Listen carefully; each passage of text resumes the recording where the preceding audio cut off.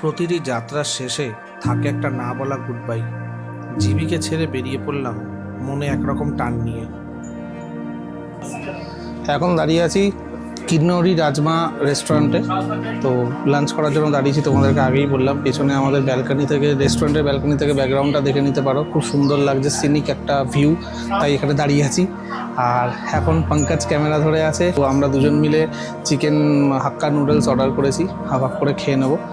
তো দেখি দেন তারপর এখান থেকে চিটকুলের জন্য রওনা দেবো। আর রাস্তায় বেশিক্ষণ দাঁড়ানোর কোনো ইচ্ছা নেই, বিকজ অলরেডি আমরা অনেক লেট চলছি। আর চিটকুলে গিয়ে এক্সপ্লোর করার জন্য আমরা বেশিক্ষণ সময় পাবো না।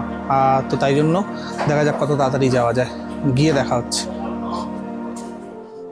পাথুরে রাস্তা, মোড় ঘোরানো হাওয়া, পাহাড় নিজেই যেন পথ দেখায়।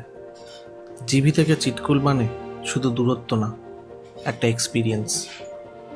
অবশেষে চলে এলাম এমন এক জায়গায় যেখানে শব্দ নেই, কোলাহল নেই, আছে শুধু নিস্তব্ধতা আর আকাশের প্রশান্তি।